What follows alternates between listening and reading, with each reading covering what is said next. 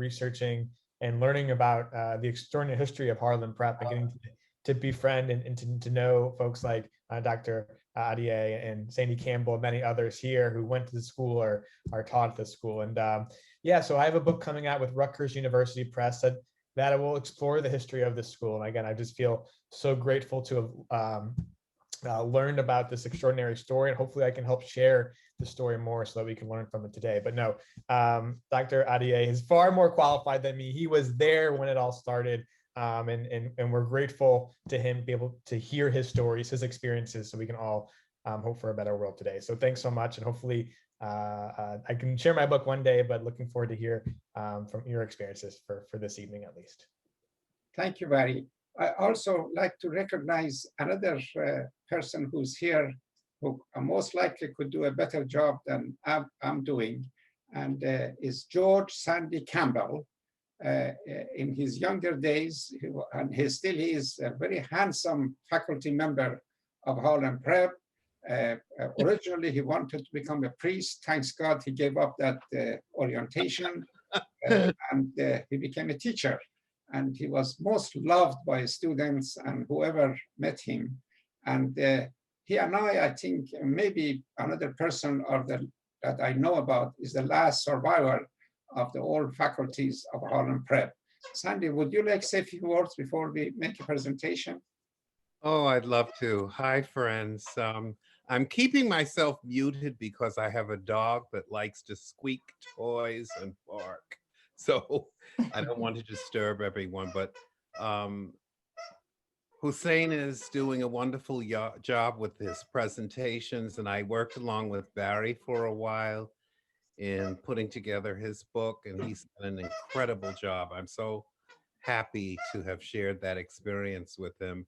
And of course, the years that I was at Harlem Prep with Hussein, it was just a place full of love. And I think that's why so many of us those of us that are still around, have such a closeness with each other.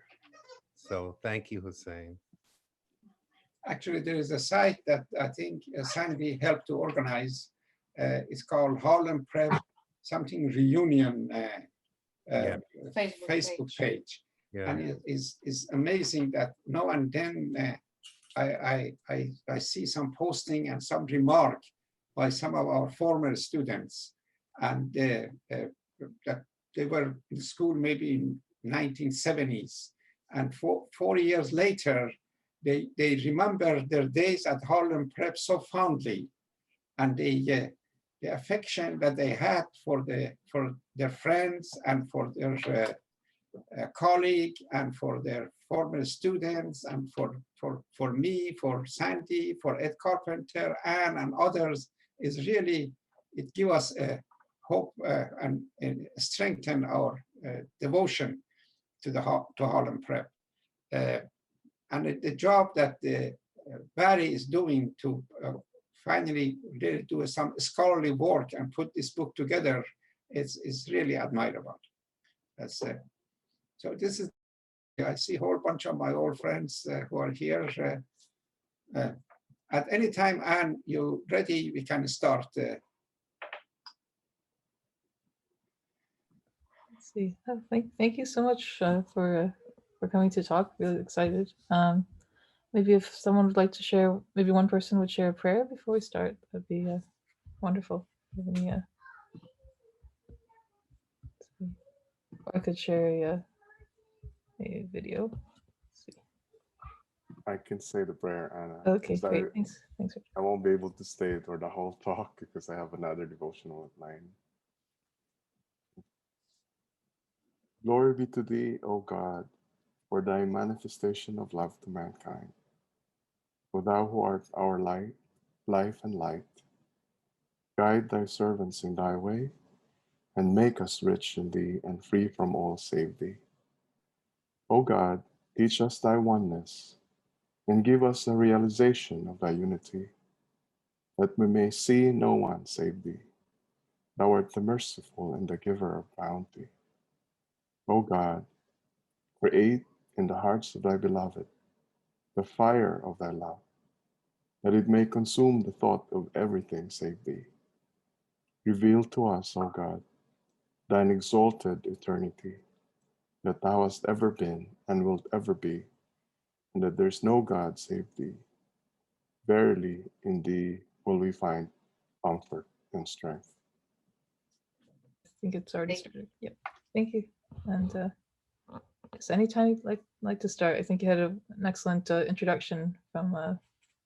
Before doing anything, I'd really like to thank Anne again. I was thinking of her today because I saw something on Facebook about the book that she and Linda had put together, a new posting in the Facebook. And I was thinking how this woman, as a mother of a young boy and a professional life and all does that. And I realized a quote by Shoghi Effendi, which I remember it in Persian language, but I tried to briefly translate it. It was a letter that I think Shoghi Effendi wrote to a group of most likely Persian Baha'is many years ago.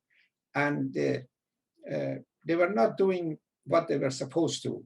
And he mentioned that they do not believe that for a moment that because of your hesitation and your shortcoming, there would be any effect in the progress of the faith.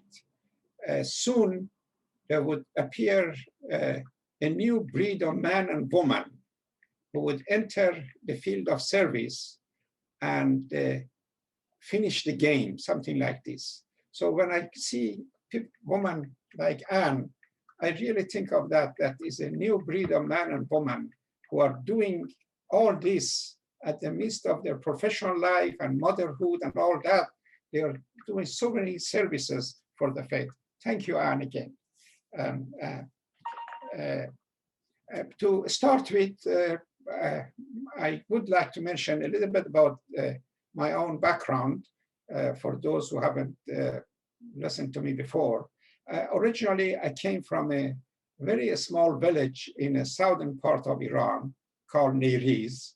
It was a village of maybe a few thousand people. The life has not changed in that village, most likely for last 2,000-3,000 years. Sometimes when I see some movies, let's say about the life of Jesus Christ in Bethlehem or Jerusalem, and the houses and donkeys and the way people walk and they dress, it very much reminds me of the village I came from. There was no roads, no running water, no electricity, no lighting, nothing, basically just agricultural town that been like this and like that for thousands of years. So in that village, something unusual happened in the year 1850. A man came by the name Baha'i. He announced that the new religion has appeared, and the Bab, the forerunner of the Baha'i faith, has declared himself as being the Qa'im, or the promised one. So many people in that village, including my ancestor, they became Babi. And many of them gave their life. In my own family, I have the history and I have written a book about this, that quite a number of them, they were put to death because of their belief. So we were forced, eventually, the pressure and the hardship that was on us forced us to leave our village. And this happened in many other small towns of Persia that they could not tolerate and they could not stand all the pressure anymore. So they moved to the big cities like Shiraz, like Tehran, Isfahan, and other places. And what happened in 1979 with the Khomeini revolution, that a large number of Baha'is were forced to leave the country, and they migrated as refugees to America, to Australia, Europe, and Latin America and Africa. Now, I'm saying all these things just to tell you that I was part of a minority who tremendously suffer because of the prejudices and the way that the majority of people treat us. So when I came to America, it itself is a long story. It took me 6 days on a boat on Queen Mary to cross the ocean and got to New York, stayed in YMCA downtown for a while, and searched for a job because I had to support myself and survive. Now, most of the jobs I could get, especially since I was a student, and as a student, I was not allowed to work. So I had to find a way of finding jobs that was pay me cash and would not report me to authority. Otherwise, I would have been deported. That's why my heart is often with some of these folks who are not, they don't have their legal paper with them. And also because of most of the people that I worked with those days, whether it was in the factories, whether it was in the chemical companies, whether I was a bellboy in the hotel, or when I was a dishwasher in restaurant, majority of the people that I worked with, they were either Black, young Black man mostly, or Puerto Rican. So at the same time, I love to practice with them my poor English.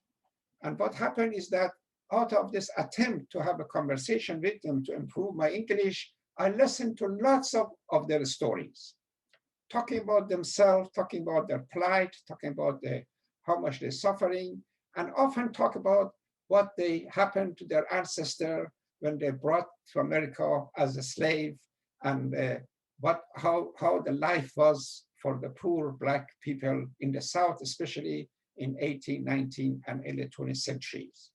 They were talking about the stories, which I never knew about it, that the group of men would come at the middle of night covered with the white cover, and they would burn the cross on the lawn, and they drag the man out of their houses, and they would hang them, and they put fire on them. It's amazing when I hear these stories, it was so refreshing because I was thinking they are doing the same thing that they did to the Bobbies in my village and the rest of the Persia, and to the Baha'is later on. So I begin little by little feel such an affinity, and that we are sharing some common history with these people who are going through these difficulties. Now, something also interesting happened in 1963. A group of us, few Persian and some American, we decided to go to Washington and participate in the Martin Luther King March in Washington. It was a glorious day. I don't know, you just hear about it, but you should have been there. What was happening and how you feel to be in that crowd and the enthusiasm that they had for the future. And as a Persian, of course, we were hoping that one day also in our country, there would be another Martin Luther King that would bring out all these changes. Now, we stayed there for a couple of days. There was some workshop, there was some lectures, talks, we had a good time. And of course, since we had no money, we had to sleep in a car and spend the time in the car those days. So, and this also strengthened my devotion and my connection and my affection for my Black brothers and sisters. Later on, I would think probably was 1966 or 65, 67, I began to teach some courses in some Baha'i schools. You know, I knew a little bit about the Babi and Baha'i history, and those days there were hardly any Persian in America, Baha'is, so I was sort of novelty, and they always invite me to come and talk about history. On some occasion, one of those occasions, at the Green Acre Baha'i School, which is in Maine, state of Maine, a Black couple showed up, and they were coming to my classes often, and their name was Ed and Ann Carpenter. This was how the Harlem Prep would come to the picture, if you pay attention. Ed Carpenter was the most charismatic and lively creature that they could meet. And of course, his wife, Ann, was a queen, as they call it, so gentle, so efficient, so consistent in her behavior and what she was doing. So they loved me also because they never met the Persian before. They never met the Persian Baha'i before.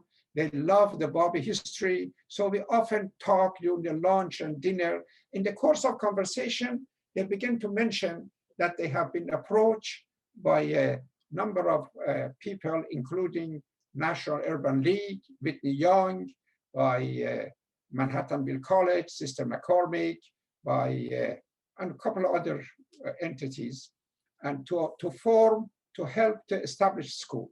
I got so excited to hear all this story. And they realized how excited I am. So we began to have a relation and talk about Harlem Prep and all that. As they were organizing it and as they were forming it, I would begin to feel like maybe I should join this enterprise. And later on, I'm just going fast because I want to get to the story of school. Later on, I joined the faculty of Harlem Prep as a math teacher. Now, what was Harlem Prep? Harlem Prep was a school that was set up for the high school dropout. Of course, there were those who were not calling them dropout, they would call them push out, because the system could not really educate them, and they left because of that mostly. The school was formed to prepare the kids, the students, regardless of their age or gender or the background, black, white, Spanish, what, stay with us for 1 year and then trying to get into any colleges they want. And we commit ourselves, we told them, if you really take care of business in terms of doing your homework, attending classes, and doing whatever is required, within 1 year, we would help you to get to any colleges you want. We are not here to give you a diploma. There was no such thing as a high school diploma. Don't think to be ever give a diploma to anybody unless they get to college. I don't remember exactly how that worked. But I also feel like the first group of students who got to college, they got to college based on the recommendation of some of those wonderful nuns that was working with us. They had their own underground connection. Believe me, it's never underestimate the Jesuits and the nuns. They are amazingly clever, and they've been around for thousands of years in the field of education. So they know what they're doing. So I have a feeling the first group, besides being competent and learn and all that, they got to college because of their recommendation. Okay, that took place. We started with a small number of students. I don't remember exactly. I think there was 39 in a place called Armory. And after some time, there was a beautiful and huge supermarket on the corner of 135th Street. The manager of the supermarket, I think, was shot to death. So they gave up the supermarket, and the Ford Foundation and other organizations helped us, and we got the supermarket. And Herman Miller was a furniture company, probably have heard the name. They helped us with all fancy furniture and all that. So the school, two-floor school, there was no classroom as such. There was a huge open space. And we had this modular setting that the classroom could be set up, expanded, larger, smaller, and all that. So a real learning began to take place. So fortunately or unfortunately, the school got bigger and bigger and bigger and more successful. This is a story in America, that the success brings success, or you have to get bigger to have more impact. So I think toward the end, we had hundreds of students and large number of faculties, and the millions of dollars was coming from foundation, from corporation, from rich individual, mostly white. No, I think of women like Sheila Bosler, for example. She did give so much money to a school and all that. The story of foundation and corporation was that they are very generous to start with. I think Ford gave millions of dollars, or Exxon gave millions. I'm talking the big money, because it was really a major enterprise. I want to know that this was not just a school around the corner. It was something that the New York Times called it medical and 135th Street, because what we were doing was unique, was unusual, and was placing some kids who everybody, including themselves sometimes, have gave up on them. We will place them in a college to become a successful citizen. So the foundation corporation, they don't want to stay with any project indefinitely. What they call it, they give you seeds money to start with, 2-3 years, and then they want to move to some other operation. We were getting bigger and bigger. We needed more and more money. And meanwhile, the major source of contribution was drying out. So after about, I think, 8, 9, 10 years, a decision has to be made. Shall we join the Board of Education, or shall we be heroic and close the school? Of course, some of us, like myself, Ed Carpenter, and a few others, they felt like, okay, if the school become part of system New York City Board of Education, there is not really no need for us anymore. We can always do something else. So each one of us went to different direction. I remember a cute story about this transition of a private setting to a public education system. There was a man by the name Jim Buffman. Jim Buffman was a handsome, tall, very quite a serious black man who was the head of the high school division in the city of New York. And most our dealing for transformation of the school was mostly with him. Of course, the chancellor Anchor was behind it, but day-to-day operation, who get what title, what location, what this, how much salary would get, this was really Jim Buffman arrangement. So I met with him a few times. In one of those occasions, he turned to me, he said, Dr. Adier, he had a thick voice. He said, Dr. Adier, you have a slight accent. Where you come from? Of course, I knew it, that I had a heavy accent. He was kind to me, tell me I have a slight accent. I told him I'm from Persia. He said, Persia? You mean Iran? I said, no, Persia.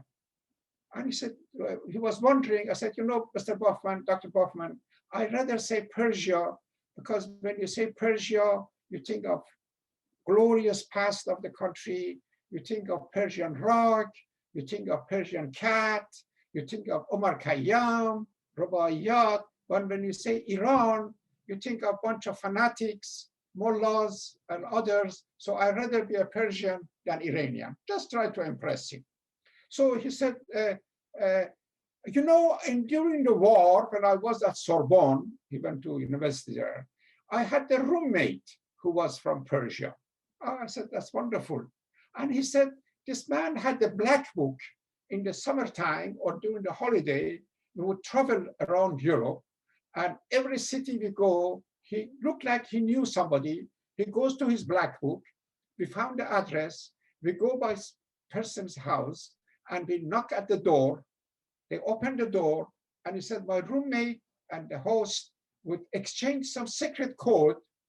And then they would come out, they hug us and they kiss us. And I think they kissed me more because they never met a black man before. And I wondered what was that secret word. So I said, Dr. Buffman, was it Allahu Akbar? Oh my God. You should see this man jump from his seat.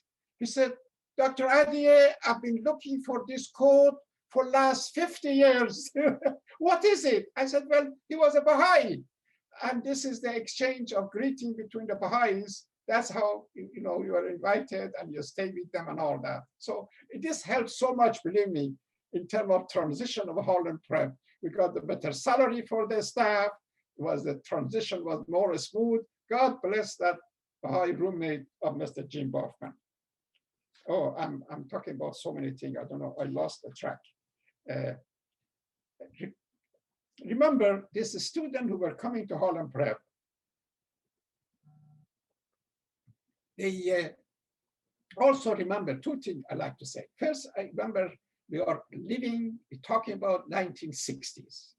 1960s was a glorious time and a sad time. Folks like Martin Luther King, Robert Kennedy, John Kennedy were shot to death.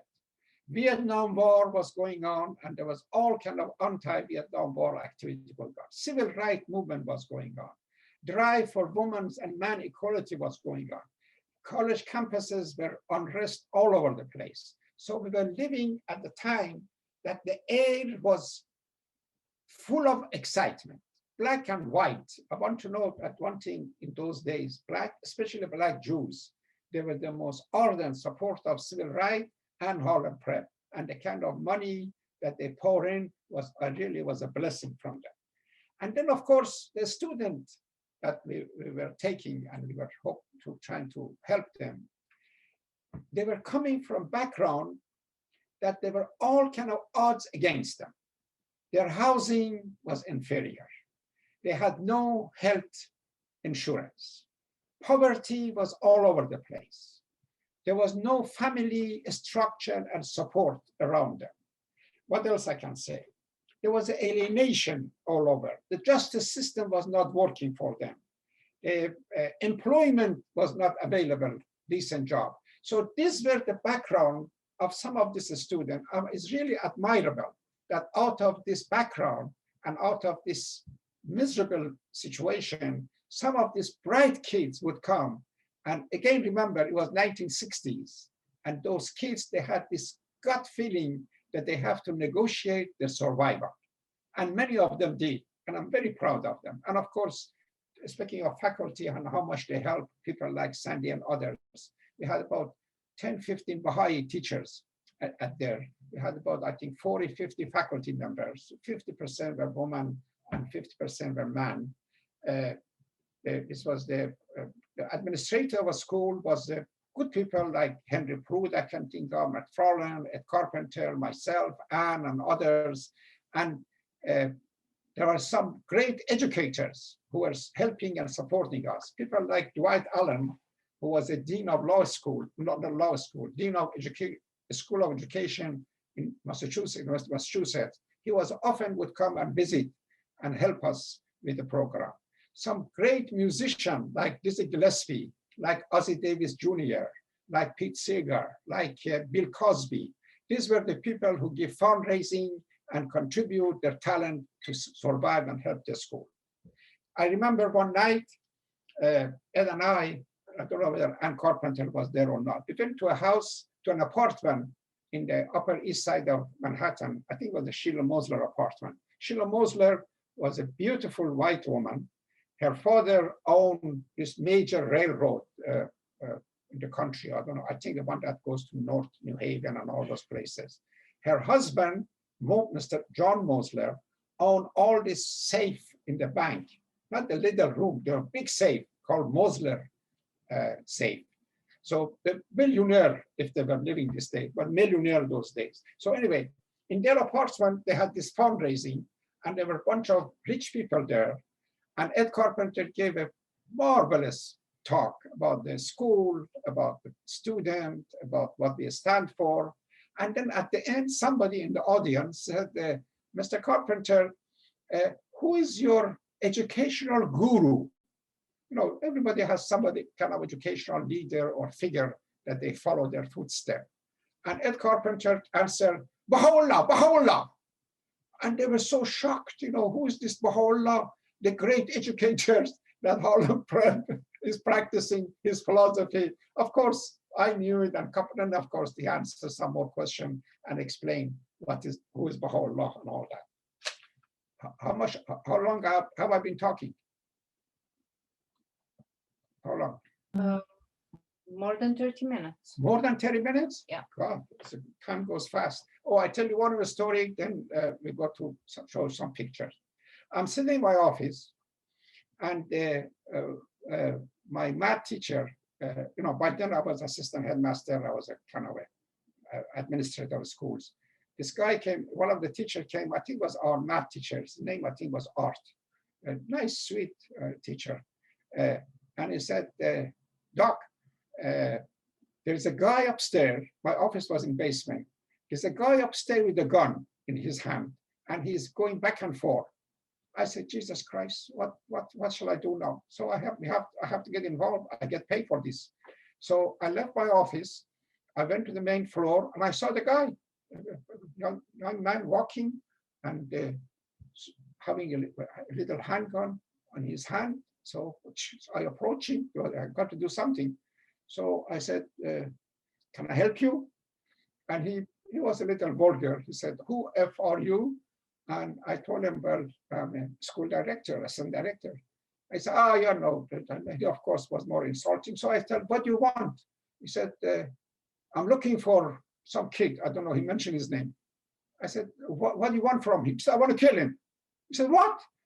He said, yeah, I want to kill him. He said, why? He said, he owed me $20. He said, you kill him because he owed you $20? He said, yes. I said, I want to figure out what the hell do you do with this somebody who wants to kill somebody, one of my students, for $20. So of course, my sense of humor sometimes is helpful. I told him, listen, fellow, why don't you wait until 3 o'clock and kill him outside and don't get me involved? And he laughed. He said, I told you I'm no goddamn director.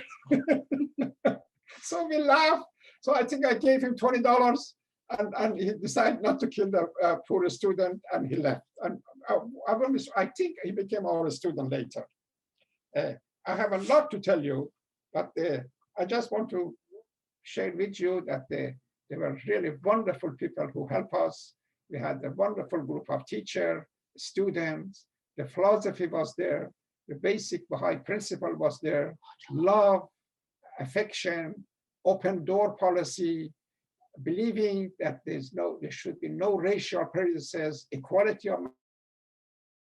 Grew up with these ideologies and these themes. So for us was really, for most of us at least, was a second nature.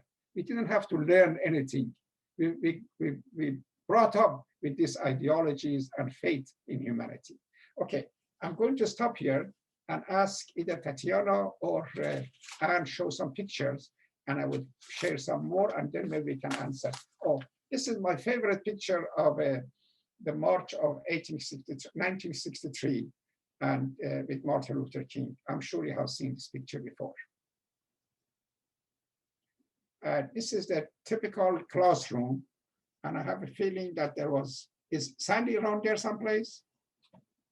Sandy, no, it's not. Sandy is one of the pictures, I think. Anyway, this one of our department that was really very efficient was our media department, and we got the big grant and contribution from a company called Union Carbide, $100,000 or something. So we developed the media department, and the kids were producing movies, newscast, broadcasting, filming, and all that. So this is probably one of the occasions. Oh, this is Ed Carpenter, his best. Oh, one of the things that we were trying to do, but toward the end became impossible, that everyone in the school supposed to teach. We are not there to really administer too much. We have to be in the classroom. So this is one of the classes that Ed Carpenter was teaching or giving some lectures. This is a special occasion for Baha'is. I arranged a meeting between Dizzy Gillespie and Mr. Olinga, hand of a cause. Dizzy was playing in the Club Baron in Harlem, and was very anxious to meet Mr. Olinga, and Olinga was in New York. I took him to that club. Ed and Ed Carpenters are there on the left. So it's so funny when we enter the club. It's a big club in Harlem. I wave hand, just let the Dizzy know on the stage. Mike Longo was his pianist, was there too, and to let him know we are here. And suddenly he stopped the music as soon as he saw me and Mr. Olinga, and in his thick, funny voice said, "Brother and sister, the conqueror of Africa, the lion heart, Olinga is here, and I have written a piece of music in his honor called Olinga." It's a very, very famous piece of jazz. You should listen to it. It's very popular, and we're going to play that. So the band started to play Olinga as we were walking toward our table. The table was set up for us. Everybody was trying to hug him and shake his hand. "Hello, brother. Hello, brother." They thought he's one of the king of Africa or a president or something. As soon as we sat down, there's a custom that when you have a distinguished guest in the club, everyone would try to send a bottle of booze for the guest. So suddenly I saw our table is vodka, whiskey, cognac, wine, this, Jesus, and a photographer were there taking pictures. I said, with my luck, some of this picture would go to National Assembly or local assembly, and they said Hossein Adiye took the hand of a cause to a bar, and this is what happened. So I told the waiter, please take them away, and he was surprised that none of us are drinking, and we are asking for Diet Coke and Sprite. But that was a night. I love both of them, my two brothers. Okay, next. Friends, are you seeing the pictures? Yes. Okay, good. Yeah. Excellent. This is a wonderful occasion. The guy at the middle, you won't believe this. Have you heard of Exxon Corporation? That's a very, very big company, I want to know. He was our big friend. The guy at the middle sitting there, is chairman of the board of Exxon Corporation, probably one of the most powerful men in America, in the world, especially those days. So he came to school, and if I'm mistaken, he had the check in his hand for $300,000 that he was giving. And next to him, I think is a George Mangum and a bunch of students all around him. Oh, I think that's the next picture. Can you move? Let's see.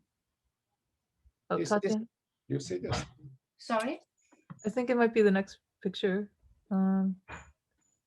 Yeah, I'm still seeing Carpenter and friends in Harlem. Carpenter and friends in Harlem. Okay, so it's not moving. Let me start again. Did you see this picture before? No. Yes. The number 6. Number 6, yeah. Okay. You see it now? Yes. Okay, we're going to the next one. This is a Coca-Cola. Yeah, this is the handsome guy that you see on the microphone on podium is me. This is one of our graduation ceremony. Graduation for Harlem Prep was an amazing day. It was in the open space, out in the street, in the middle of Harlem, often on 125th Street. That's where the action is. We would set up the stage. Hundreds of chairs were sitting there, parents, community, big shots, and all were there. And we were recognizing and appreciating the graduation of our student and going to college. And the guy on the left, I don't want to call him the white guy, the guy on the left is the chairman of the board of Coca-Cola Company. They were also a big supporter. He flew from Atlanta, their headquarters, to attend the graduation of Harlem Prep. Oh, that's my favorite friend. It's Pete Seeger. You know all about him. He, one of his project was, Hudson River was so polluted those days, and he got himself a big boat or a ship, and he was sailing constantly back and forth along the Hudson and trying to make the people aware that they have to do something with the pollution and trying to clean the Hudson River. And he succeeded. And he contacted us and suggested that if we want, we can have some of our students to help in this project. And so few of them who were, in 1970s, interested in environmental improvement, they joined. And many years later, I met him in somewhere, I think it was a concert or something in north of New York in Beacon. And I introduced myself. Oh, he remembered everything. This man, I love him. We talk about the student. He asked about a couple of them. He remembered their names and all that. God bless his soul. I love Pete Seeger. Next. Oh, this is another cute picture. The guy on the right is quite an interesting guy, Mr. Roston. He was the organizer of the March on Washington for Martin Luther King. The good-looking guy on the left is Dr. Taraz, my friend. And I want to know Mr. Roston. He was one of the first sort of open gay in America, and he was known for that, and he was very proud of that. Oh, this is Robert Hayden. He came in one occasion, did some reading for us, and I welcome him in that occasion. So that was a famous Baha'i and what do you call it? Poet. Was that? He was a poet. Yeah, he was a poet, but he has a title. Poet laureate? Laureate, yeah. Laureate, yeah. Yeah. It was in America. And he's quite well known among the next. Oh, this is my favorite civil rights leader. Whitney Young was a head of the National Urban League. Those days, National Urban League was a very powerful and useful organization. He had a very close relation to President Johnson, and he used that relation very nicely in order to help the Black community throughout America. And he was really the main man behind Harlem Prep. And unfortunately, he went to Nigeria, and while he was swimming in one of the river, he was drowned, and he died very prematurely. Oh, this guy's eyes looks bad, but he's not as bad as he looks. His name is what? William Buckley. William Buckley. Thank you, Tatiana. Jesus, you're working good.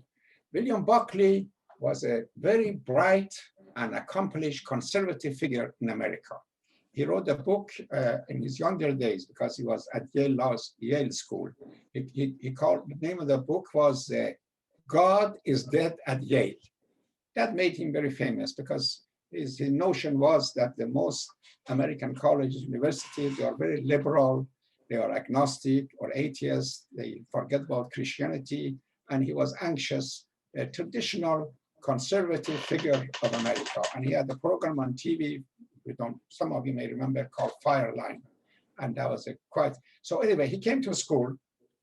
No, they called, and his secretary, whatever, he said, Mr. Buckley would like to visit Harlem Prep. So we had lots of visitors. I want to know, so many of them really, that they constantly from different countries, Sweden, Israel, Japan, a number of Israel I mentioned. So anyway, he wants to come to meet Harlem Prep. I said, my God, why does he want to come to Harlem Prep? We're going to have problem.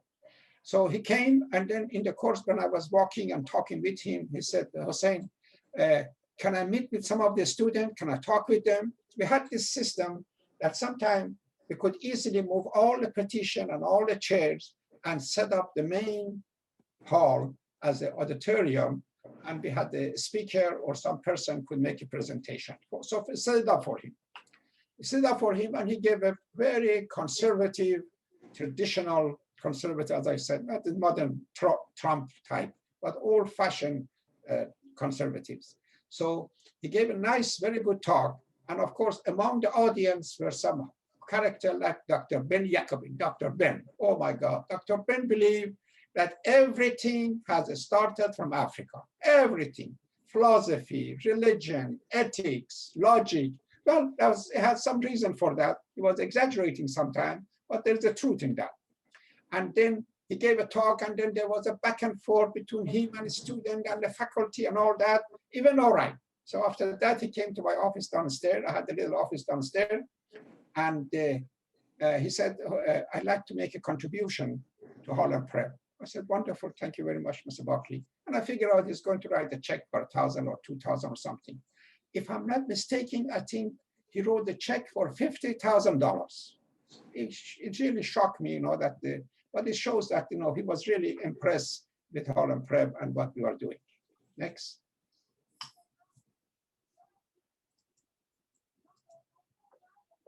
Oh, this is my guru. His name is Stanwood Cobb. He and John Dewey. I hope you know some of these names. Otherwise, you better do some research. John Dewey and him, they were founders of the public school system in 1920s and 30s. But then after he became a Baha'i, well, that's wonderful, he became Baha'i.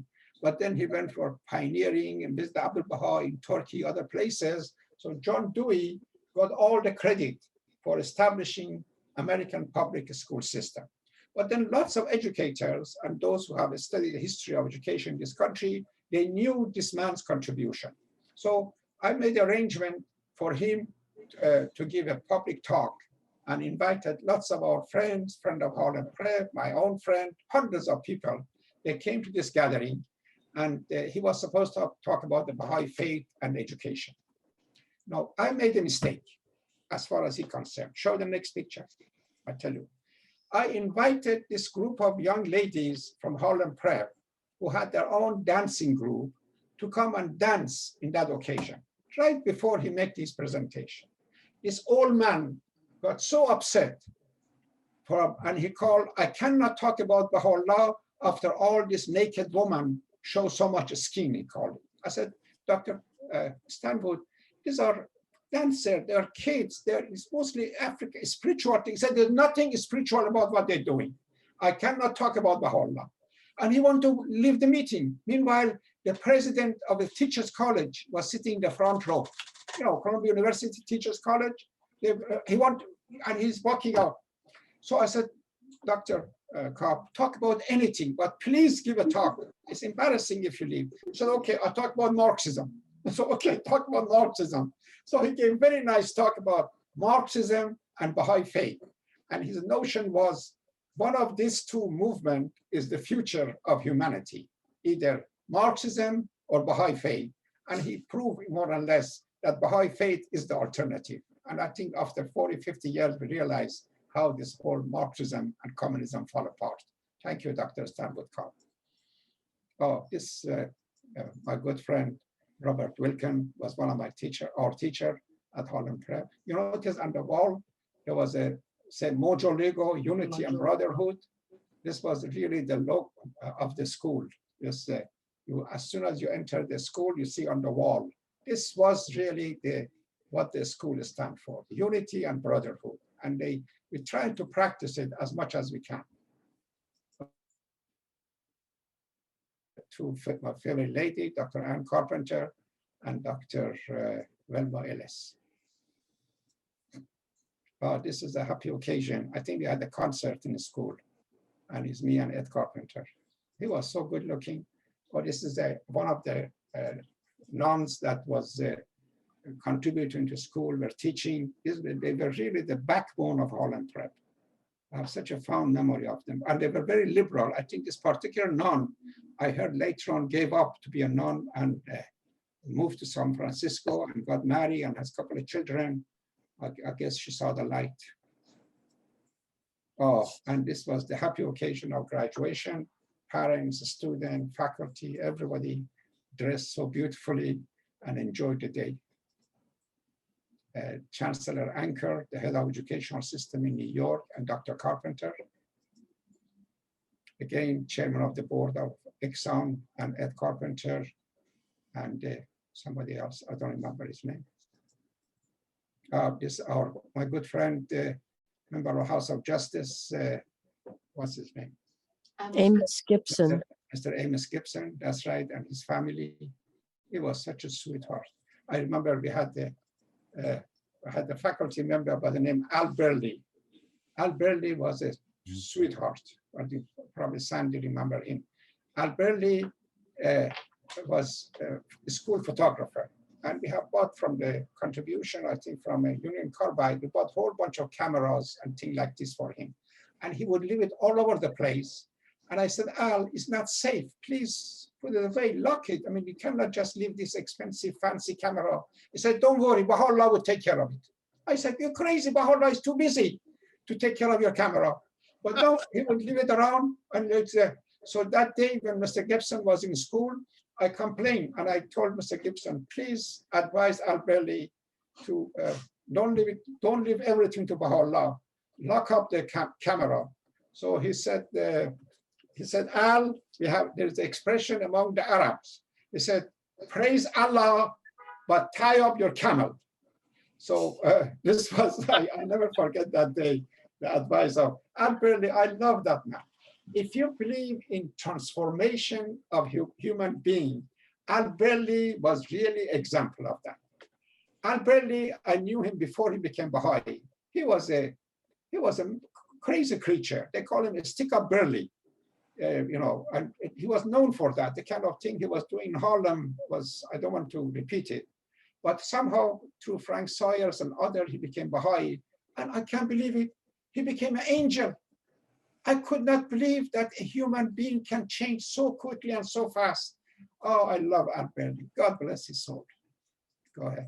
Oh, this is Mr. Charles Rangel, who was our congressman from Harlem.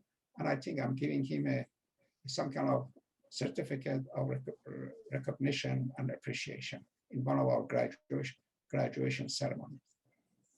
This is Gillespie in some occasion that he was giving a concert for Harlem Prep. These are some of the faculty members. On the extreme right is another favorite friend of mine, Tony Lewis. Ed Carpenter is there, and a couple of the nuns.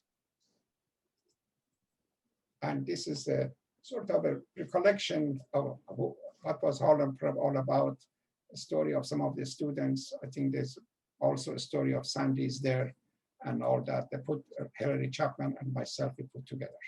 Okay. That take care of my presentation. Now you can ask any question you like. Thank you, Anne, so far. Thank you so much. Yes, if anyone has any questions, maybe you can put them in the chat and then we can go through them, or you can raise your hand. Raise the value. That might be faster.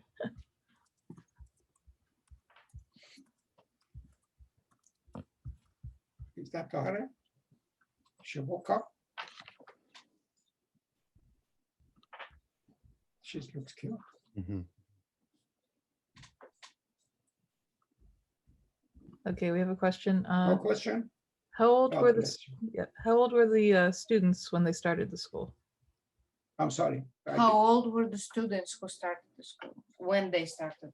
We did not have any, you see, there's so much we can talk about. We're trying to get away as much as possible from any rules and regulation that may inhibit the success of the student. And I give you an example. As far as faculty concerned, we are not really that much concerned what degrees or what license or what certificate they have. We have a fellow by name George Simmons, who I don't even remember if he had the high school diploma. Ed Carpenter, I think, met him in some corner of Harlem streets, and he was giving some talk to the local people, and he was impressed with him. He invited him to be a teacher. This was George Simmons. Then we had, of course, some folks who had a PhD and they were working. We had like people like Sandy, like Dr. Ben, like others that they were. So as this was the faculty that trying to break away from this nonsense of union and license and certificate and all that. As far as a student concerned, we try to avoid as much as possible this aging business. Even though in our charter mentioned some age limitation, but we had the students, sometimes one of them, I remember a few of them, they were in their 40s. If somebody wants to come and study and go to college, there was no reason for this. All we wanted, some enthusiasm, some commitment, and stick with the program for a year. So the age was not really that much of a question often. As far as the syllabus and as far as curriculum concerned, again, we're trying to get away as much as possible from any classical textbook and all that. Often the teachers were preparing their own lectures, their own notes, and they were doing it this old-fashioned way. You know, there were not that many copy machine and all that. They had to really prepare it and copy it with some old-fashioned style and distribute them. And it was more spontaneous. So that's the answer I can give you. Thank you. Actually, it looks like we have a Harlem Prep alumna here. She says, Stephanie Butler, I was one of the youngest students and I started at the age of 16. Who's this now? Stephanie Butler. Oh, go ahead, say something. Silent is I was trying to unmute. Good evening. I was one of the earliest students. I had to get a variance to come into the school. I had issues in my former high school. Can you hear me? Little bit. Oh. Speak louder. Okay, I had a problem at my former high school, and I had to get a variance to come into Harlem Prep, and they were so gracious to let me in at the time. They were talking about leaving me back. I had attended George Washington High School in Upper Manhattan, and I was a Harlemite, and bless Ed Carpenter, he worked with my mother and the other faculty to get me in, and I actually graduated early. I started in 70, I graduated in 72, and I went on to Hunter College. And I didn't get my degree, but I was there, but I'm still a Harlemite. So that's all I have to say. Wonderful. Thank you, dear.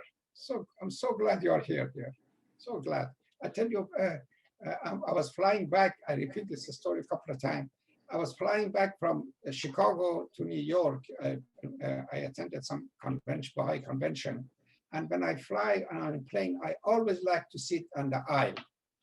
And I pray that the middle seat would not be taken, so we have some leg room and I can relax and things like this. So And every time this passenger passed by, I said, oh God, oh Allah, keep going, let her go, let him go. So they keep passing by, they keep passing by. And after 10, 15 minutes, almost the hostess was ready to close the door. Suddenly this woman came in, even though there were lots of seats. I don't know why she came and sat right next to me. She took the middle seat. Of course, what can you do? That's life. And then on top of it, she turned to me. She said, Dr. Adiye, do you remember me? Oh, Jesus, no. She took the seat I didn't want her to take. No, she knows me too. And I don't know who she is. I said, I'm sorry, you're very, very lovely, but I don't remember. I'm getting old. I forget things. He said, I was one of your students. I said, God bless you. What year? And so she introduced herself and we got in conversation. So I asked her, what are you doing these days? Then I realized she has gone, I think she got an MD, PhD, some advanced degree, and she was some big shot in the Department of Health in some Midwest states and all that. You know, I should have kept her, stay in touch with her, but I didn't. So this was some of the students. Unfortunately, there are many of them out there who are our graduate, and occasionally, as I mentioned earlier, they put a note on the Harlem Prep reunion, so we know they are still alive and kicking, including my friend that is here tonight. So God bless you all. Thank you. And then let's see, we have another question. Anything similar to Harlem Prep taking place today? Actually, not anything, lots of things. Harlem Prep is considered the founding father of all the charter schools. No, not many people are willing to admit that. But if you really study the philosophy and approach of Harlem Prep and to figure out what they're doing these days in charter school is quite similar in terms of size, getting away from some of the traditional controls and giving to community control, and in terms of that's why unions are against it often. And so I myself believe that the thousands of charter schools that you have around the country are really the brainchild of the Harlem Prep. What do you say, Barry? Do you agree with me? There's definitely some similarities for sure in terms of the alternative nature of the school, in the way in which it operated separately from the public school system, but still, you know, enroll students from the community. So there's definitely some similarities there, and as well as the corporate support as well is something that I think is definitely similar. Although, you know, obviously the 60s were a different time, the 70s than today, but definitely some similarities. And so I'm glad that Dr. Adiye brought that up. And it's one of the unique parts of Harlem Prep was how novel it was at the time. Yes, thank you. Sandy, you want to say something?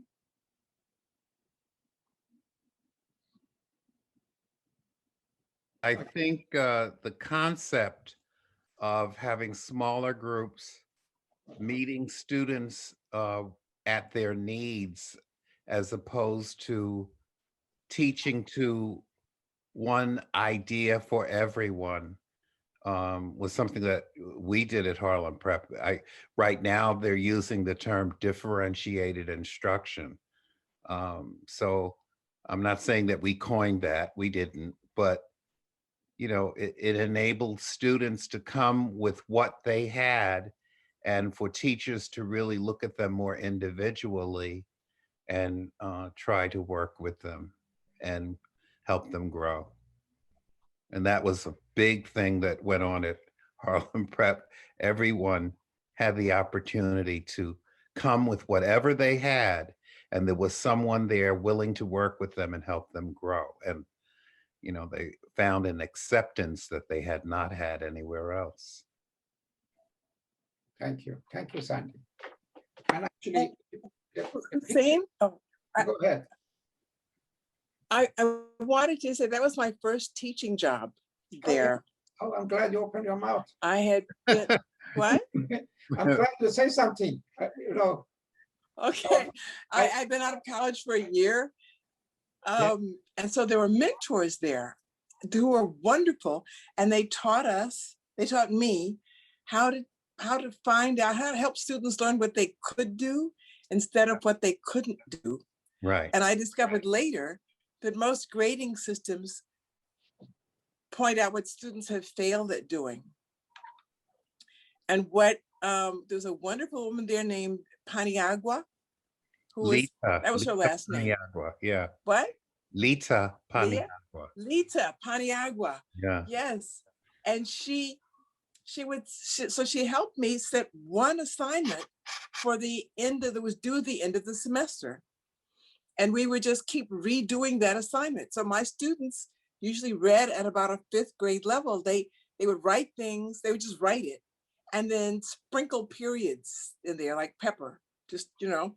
And so we would do the first rewrite would be like, what's a sentence? How do you know it's a sentence? And then to do it again. It was amazing that by the end of the semester, it was really college prep work because they didn't have to find new material for this paper. They didn't have to do a different paper each time. They could gradually learn to do more research. They could learn how to do research also. But their skills in English improved and they were happy. She taught us to work in groups, so they learned to be responsible for each other. It was amazing. I mean, it set me on a path of education that I wouldn't have been on. Yeah. I started working at Harlem Prep because I was really disappointed at the advertising job that I had. Wow. With the morality of the ads we were supposed to be making. And a friend of mine, Dwayne Jones, said, oh, I know a place where they're very moral, you know, and you can work there.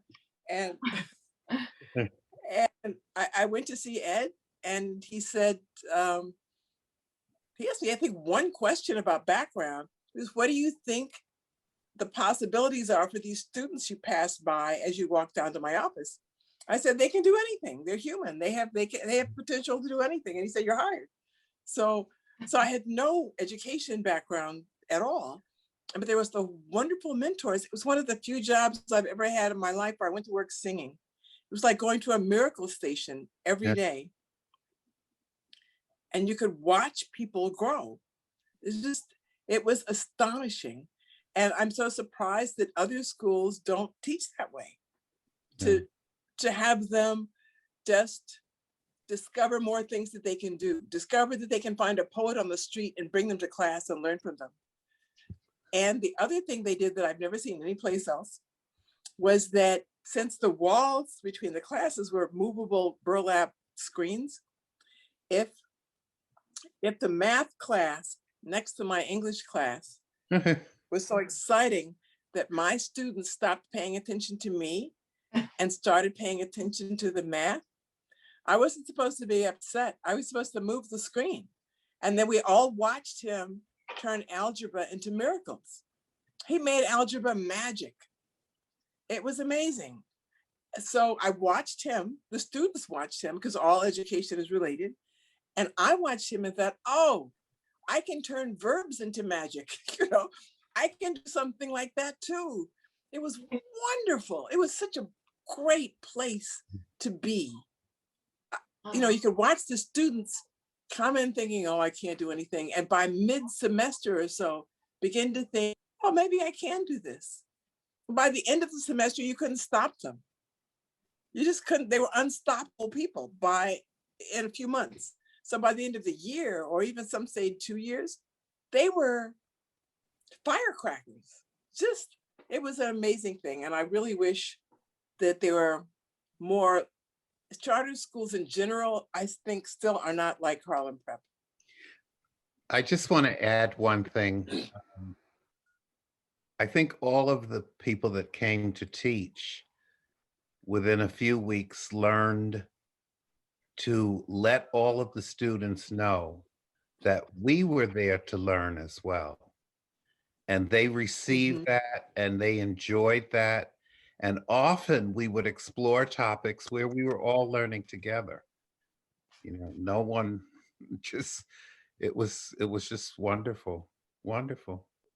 It's amazing that by my old age, There was I something. have met many people, but the faces, as two of you are talking, the faces of the teachers of Harlem Prep, they all often come to in my mind. I think I mentioned to Sandy last time I talked to him, a fellow named John Truniowski, who was our science teacher. Oh, yes. We just saw a picture of him, actually. Oh, he was the good-looking, handsome guy who could easily be in Hollywood as a movie star, but he was so committed and involved and in love with the students that he is as a faculty member. And then Dr. Ben and Robert and Gomez, Andy, is that his name? Gomez? Your buddy who live in Massachusetts? Yes, yes, Gomes. But, yeah, and what a handsome guy he was. Yeah. And every one of them really, they had their heart in Harlem Prep. This was the commitment of this teacher, really, that because they were not getting that much high pay, and there was no pension, there was no security, there was no summer vacation pay, holiday pay, this and that, but they were there because they really wanted to do something and to have an impact on the life of some other human beings. I'm sorry, you were saying something, I interrupted you. Melody? I wanted to mention one other thing, and that was that people there were, a lot of them were Baha'i. And, you know, it was school within Harlem. So we saw atrocious things kind of regularly. Police beating people up and people, you know, nodding off in the street. It was terrible. And they would stand there and say, oh, yes, one day blacks and whites are going to live together in peace and harmony, and there's going to be justice. And I just laughed at them and laughed. I said, you're delusional. This is never going to happen, ever.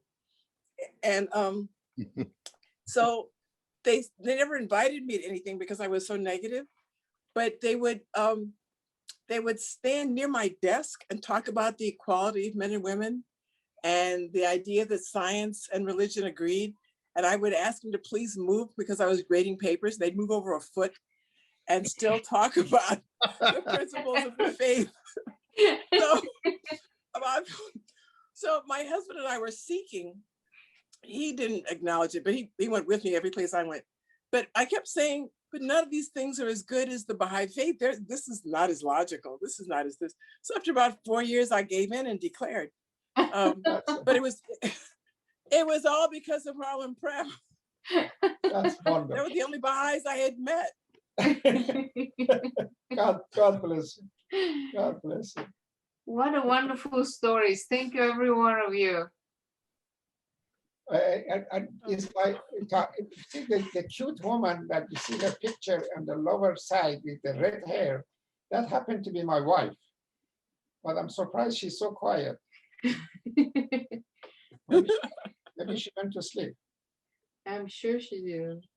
God bless her. Thank you, Tahara, for being here so late at night. Okay, so Anne. No other questions?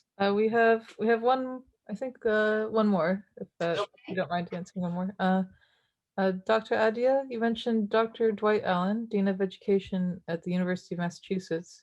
He and Dr. Dan Jordan and others created an approach to education called Anita. Yeah. Did Harlem Prep include any of their work? Dwight Allen was probably the leading reformist of educational system in the country at the time. It was so funny that he was a professor at Stanford University, and he had some bright idea about the teacher training and how to run the school. So he was hired as a dean of School of Ed at the University of Massachusetts, and he made some major and radical changes that actually made the school and made him a national figure. And I was one of his students, because one notion he had, remember in 1970s, there was no such a thing as a distance learning or online learning, but he figured out there's no reason to if the people are doing educational work in the field, in New York, in Los Angeles, in Chicago, especially inner city, there's no reason to take them away from the field and bring them to a dry and cold campus in Amherst, Massachusetts, and try to give them a doctorate degree. Let them stay where they are and give us, the faculty member of the university, some feedback of what they're doing and work with this committee and eventually get the degree. Whole bunch of us, myself, Ed Carpenter, and even Bill Cosby and others got our doctorate through this wonderful arrangement he made. And about the whole bunch of other ideas. So he often visit the Harlem Prep and advise us. He is considered as one of the founder of alternative school system. And so that's that to get the credit. Of course, Dan Jordan was another dear friend of mine that set up this program of ANISA program. And ANISA program, I think, was based on the quote from Baha'i that we also try to practice it in Harlem Prep, that every human being is like an unpolished, let's say, diamond or a jewel. And all it needs to be polished so it would show its full color and full beauty. And education can do that. This was really the more or less the basic tenet of the ANISA program. And of course, with giving Dan Jordan, he was had a whole explanation and theory behind this concept. But Dan Jordan, and I guess some of you know that his ending was so unfortunate. He was killed in New York so savagely. And who else?